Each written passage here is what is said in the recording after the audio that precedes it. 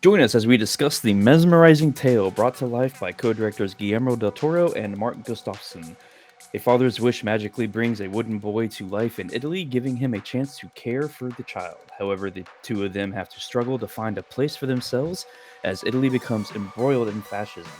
Let the strings of your heart be pulled along with us as we delve into this dark retelling of the classic story.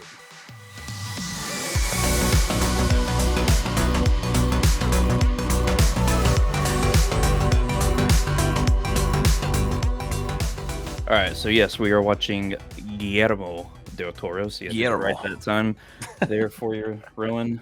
Um, I was really thinking I was going to be mispronouncing his name the entire thing, but I spent like an hour in front of the mirror, like practicing. No, I'm just Butcher Baker. yeah, Yeah. Butcher Baker. So yeah, we're talking about Pinocchio, the Netflix movie. Came out what 2022, I believe, towards the Yep. end. Um, Last year. and I kind of like the movie. And Kyle, I know you said that you like the movie too. You want to Oh jump yeah. ahead and It kind of was kick it us was off? definitely it was definitely more of a pleasant experience than I was expecting because I was kind of expecting something kind of like Pan's Labyrinth in a way. Something that's super far-fetched, super fantasy, super like just weird in a Mm. way. But I mean, this one, Weirder than a wooden boy well, puppet coming to life and a talking cricket. weirder than a guy with crazy eyes in his hands, like Oh, okay, okay, yeah, gotcha. yeah, Right. I mean Yeah, it did something not that's have a. It did not eyes in the hands. That's where you draw the line. That's the line. Okay, well, I got it. okay, so technically, well, I guess if you wanted to think about the eyes were in the one of those The Death the Spirit. death spirit's horns or Oh, That's okay. whatnot. true. I That's did true. see that. Oh, okay, so it is a little bit more of a fantasy than I was expecting. But anyway, I thoroughly enjoyed it. It was something that I was kind of questioning to myself towards the end. I'm like, it's PG. Is this a kids movie? Would you actually recommend watching or actually having this be set in front of your kids as a babysitter?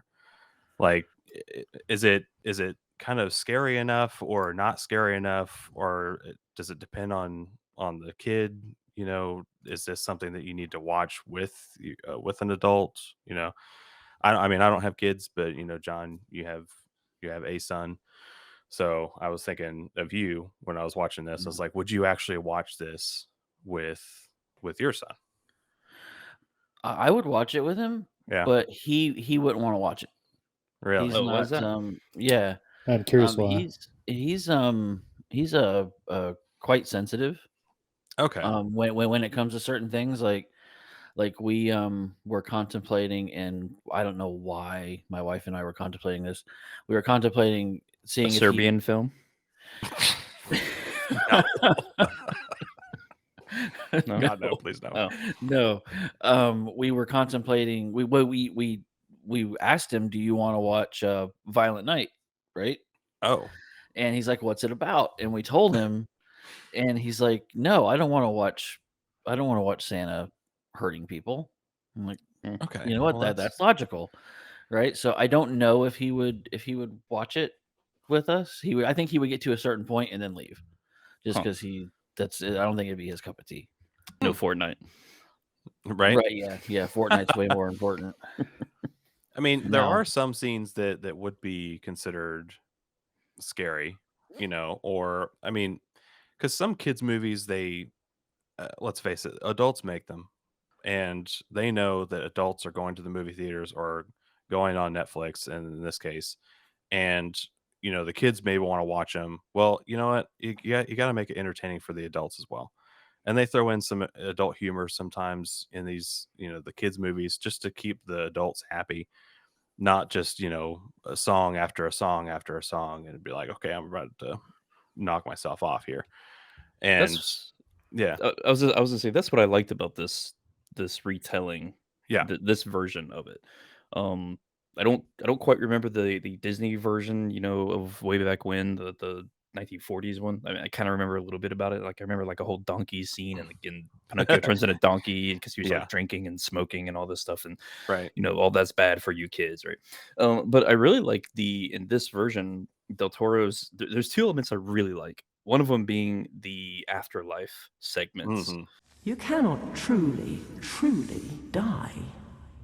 Oh boy, and that's good, right? Well, it means that you are not, nor will you ever be, a real boy like Carlo. The other thing that I really enjoyed was the war backdrop of all this, and that's like a kind of Del Toro staple, right? Like Pan's Labyrinth and Yep. what was that other one about the ghost kid? That they're both Hellboy. Well, yeah, but that's Hellboy not was like kind in of not like a real world war, like Yeah, like the Hellboy Spanish had Civil Nazis in it, War. right? Well, yeah, I guess it did, didn't it? well, it kind of a Shape of Water. The Shape Yeah. of Water was kind of around wartime. It's like a military installment, like that captured the creature from the Black Lagoon. Yeah, but I guess what I'm talking about is they're more integral to the story in Okay. the other in the other films. I mean, it reminded me a lot of the Pan's Labyrinth, Right. of just that Mhm. that type of thing of, okay, the military is here. It's all about it's like a side story as well, a parallel story to this. Right. Yeah, I don't have kids, so unfair for me to answer the question, but I imagine this is the type of movie that you would enjoy watching with children over like 5 or I don't know, whatever, pick a younger age, because it Yeah. kind of mixes like real world events with um, fantasy, and you could Mhm. talk about like the actual real world events, Mhm. and I found it to be quite entertaining. Didn't know what I was going to get myself. Didn't know at all what I was getting into. I didn't know the story of Pinocchio, obviously, but like Justin said, I thought I was more fascinated by the world building than anything else. I could have watched this on mute, and I would have enjoyed it. Oh, so one of our viewers, Art, he just reminded me the name of the movie I was trying to think of, The Devil's Backbone, about the Ah. ghost kid, which in fact Oh. has the same premise of how that kid dies. A bomb kills him from a plane, if I'm not mistaken. Yeah, yeah, that took a drastic turn there for me. Oh, was yeah. I was like, holy crap! Yeah. And yeah, it was I was quite sad, and my wife goes, "What are you having me watch?" I'm like, "Well, this is not Disney, Right. Pinocchio." Exactly. So, And I think that's what I liked about it. It was real in a way that it wasn't as clean as like a Disney production, or Right. kind of not necessarily a PC, but just I mean the word I'm thinking about is clean. And there was Sanitized. yeah, exactly. The whole bomb falling on the church killing a kid. I mean, that's terrible. I mean, you wouldn't actually see that in a Disney movie. It would actually No, absolutely not. just be, the mama deer getting shot off camera. Really, the only Yeah. the only similarity to a Disney film is there was no mom. There was a single parent. Yep. That was Mhm. it. Yeah, and And a kid Geppetto that had played the passed. accordion. That's it. Speaking of Geppetto, I really liked David Bradley, not the late senator, but the actual dude from Harry Potter. People are sometimes afraid of things they don't know, but they'll get to know you and like you, and for that, are you ready for school? Every single I was starting to look up these voices because I'm like, Podesta's voice. This is the guy that is the Italian Nazi, I guess. Yeah. Ron Perlman. Fascist. This abnormal boy lacks discipline, but he seems strong, sturdy, made of good Italian pine. Okay, that's awesome. And then the priest, I was like, man, he sounds familiar. Oh, it's Bern Gorman. This is a house of God! You drunken fool! You carving this thing while our blessed Christ hangs unfinished all these years! I'm like, oh my gosh, what an amazing cast. And I started looking down, and it's like, Christoph Waltz. I am Count Volpe, you have been chosen. Come partake in the fun, fanciful, carefree carnival life as the star of my puppet show. Kate Blanchett, John Yeah, I Turturro. was about to say, I'm like, holy crap, this is Did- crazy. did you see who Kate Blanchett played? Oh yeah, she was. She was the monkey.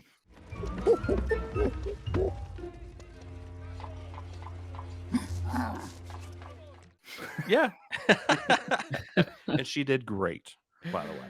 That she said, you gotta give me a part on Pinocchio. I said, the only part left is a monkey. And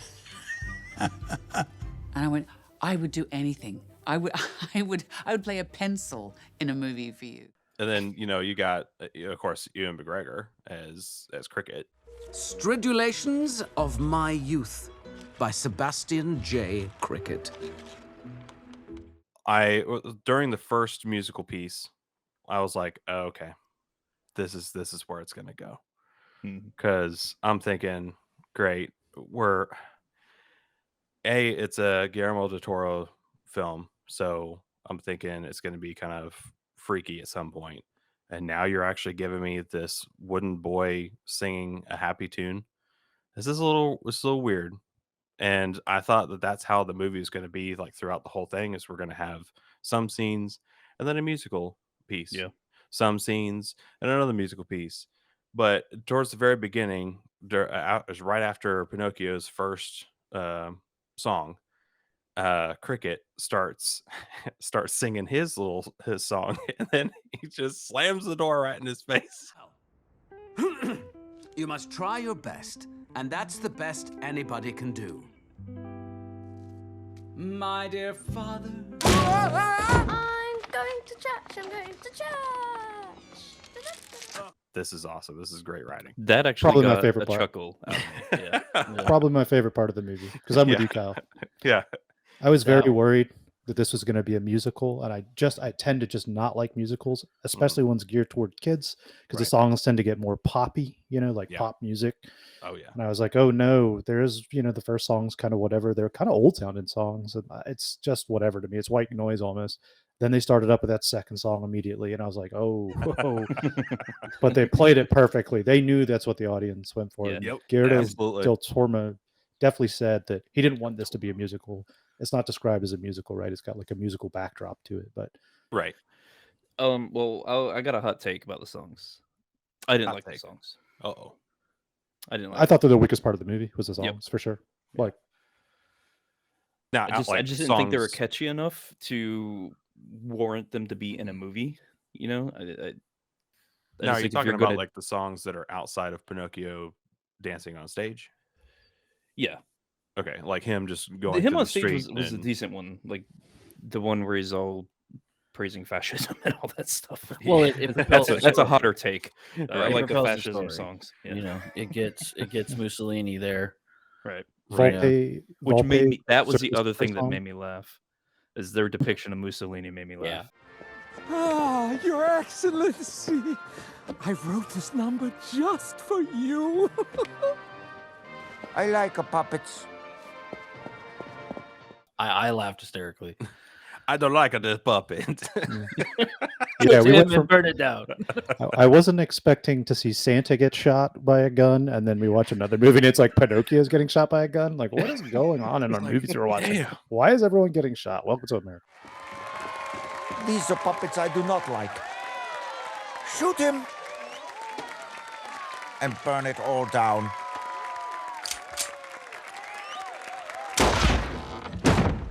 Oh, hi. You know what's kind of funny about the Mussolini characterization in this is they showed him as like a very short person. In real life, he was 5'7". Right, he's pretty So- short, though. He's what, an inch taller than John? Yeah, it's true. Yeah, an inch taller than me. I tell you what, we didn't. Well, wait, we missed the- what about Napoleon? Was Napoleon shorter than that? No, he was actually a little bit taller. He was, I Was he think he was tall? like 5. He was either 5'7", I think, or 5'6". I thought he was shorter than that. I but- think he was like 5'6", but it was like average for the time. The whole short Napoleon complex thing is kind of like a misnomer. Yeah. The person that I actually glanced over 5'6". was Yeah. Christoph Waltz. Christoph Waltz in this. He was the Count. Is it Volpe or Volpe? I think it was. Is it Volpe? Volpe? It's Volpe, yeah, Volpe. Volpe? Incredible. I mean, I'm a Christoph Waltz fanatic. Everything that he's in is fantastic. And it took me a little bit to figure out who the voice was for the Count. And because he really hit his voice really well, he's not sure. Oh, this is typical. Ooh, it's Christoph Waltz type thing. What? A little bit. He had A little bit. I think he got one word out, and I was like, "That's Christoph Waltz." Yeah. I got like a half a word out. I don't I know. was pretty impressed it with took me a him little with bit. his singing too. Yeah, that's true. Oh yeah. You know, I was like, wow, he's got some pipes. So I'm a really big fan of Django Unchained, one of my favorite movies. And there's that famous movie in that scene where he goes to collect the bounty on the sheriff, and it's him and what's his name character, and they get the beer, right? And then he presents him with the bounty. Did that not remind you of the scene when they go, they sign the contract with Pinocchio, and he's like, yeah, and he's like presenting him with you have signed a contract. I was like, oh my god, I have a signed sealed contract. I was like, oh my gosh, this reminds me of Django Unchained, like ridiculously. Wow. I didn't see anything online that like talked about it, or if it was a throwback or just totally coincidental, but I immediately was like, oh my god, this sounds like it's got the same cadence, the same like presentation as the pretty famous scene from Django Unchained. Well, you heard it here first, folks. Yeah. A direct correlation to Django Pinocchio Unchained. is like Django Unchained. In my humble opinion, the best stop motion film that I've seen, as far as the animation and the stop motion and the coloring. I mean, Wes Anderson with Fantastic Mr. Fox is pretty close, but yeah, this one is. I just enjoy this one slightly better. Yeah, as far as with the that aspect goes.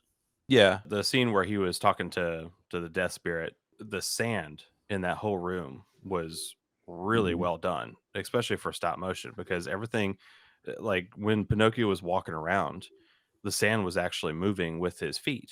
And I'm like, how in the heck are you supposed to do that with stop motion? I don't know if it was just done after the fact, like it was done digitally after. I mean, I don't know. It was really well done. Well, Rowan, you said that you watched the 30-minute making of that's on Netflix. Oh, yeah. I need to watch that. Has anybody else watched that? I have not. That's on the show? No? Yeah, I want to. Was that any good, Rowan?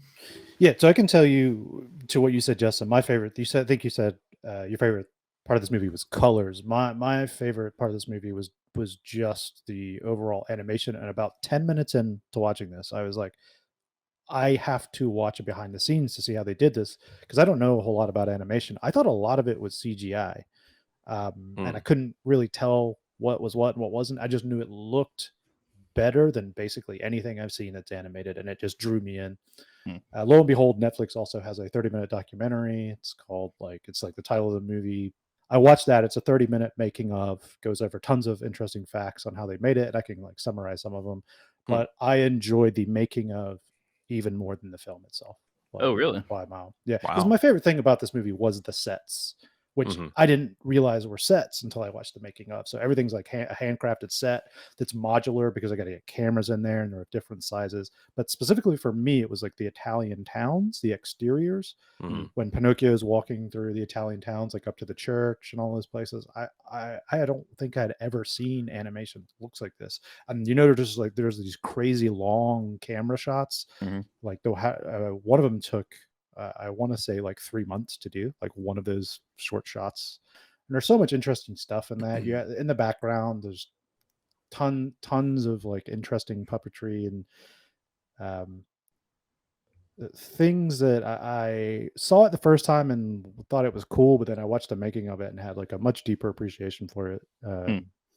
Yeah, highly recommend the making of. And my big worry coming into this is I saw the original Pinocchio a few times, right? It's like the original Disney Pinocchio, the 1940s, and it's like the most whatever movie to me. It's fine, but Pinocchio is this very childish, I'm gonna go and say kind of a boring character. And the Pinocchio in this movie, especially the first scene before his first musical we talked about, when he's introduced, he is creepy as hell.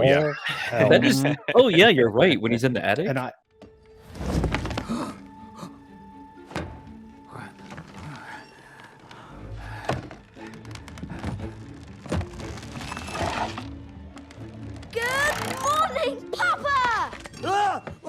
absolutely loved it. And because I mean, Geppetto like builds him when he's drunk, right? That's in the original one. And if you look at him, like half of Pinocchio's head is like well done, and the other half looks really rushed. It's and very imperfect. Frankensteinish. And he doesn't know how to like. He walks like the frickin' chick from The Exorcist down the stairs, like The Ring. Yes. And when you first asked, would kids watch it? I was like, minus that scene, I think they would, because that scene, I was like, oh my goodness, this is scary as hell. What did I get myself into? And then they kind of contrast that with the first song he sings, like immediately after introducing him. Yeah, But, make him into man, more of a likable character. Yeah. Yeah. So there you have it. Yeah. Rowan recommends you watch the Netflix making of special. Oh, I'm yeah, for definitely sure. gonna check it out. I would recommend that without even if you don't have the time to watch the movie or so not interested, you could watch that without even watching the movie. That's how it's a bunch of people that are really passionate about making movies, showing how they made it. So really recommend it. Yeah, so we need to recommend or not recommend Pinocchio for our audience here. So I'm gonna do Kyle. You started us off, so you Yeah. can finish us off. I mean, I have hardly anything negative to say about this movie. It kept me entertained. I laughed. I teared up. It was a feel good movie, and it had a good moral story behind it. Of cherish the life that you're in now because you only have one, and it's a great story. So yes, double recommend for me. I'll probably watch it again. Nice. I don't know if soon, but I'll definitely watch it again. Okay, Rowan. Yeah, it was great. It took him 15 years to make, very long, but which is like it's just insanely long amount of time to make a film, but it was worth it. I don't even know what you would criticize in this movie. Okay, John. Watch it for the animation, watch it for the story, watch it for the color, just watch it. I mean, even if you don't like Pinocchio, it's the worst possible movie you could possibly think that you could watch. Watch it. You'll be surprised. Yeah, I'm right there with you guys. I enjoyed it. I didn't know if I was going to or not. I thought the songs were just kind of okay, but they're not terrible enough that it is a detraction from the movie. It's still okay to me. So definitely recommend for me as well. So there you have it. We got all 4 yays to watch Guillermo del Toro's Pinocchio on Netflix. Go check it out, and then go watch the behind the scenes so you don't spoil the movie. But then we are going to kick it off to our members only, our Patreon. So if you're not a member, go to patreon.com/screenwrite. You can join, and you get to catch the rest of the show that we're going to talk about Pinocchio and some other random things.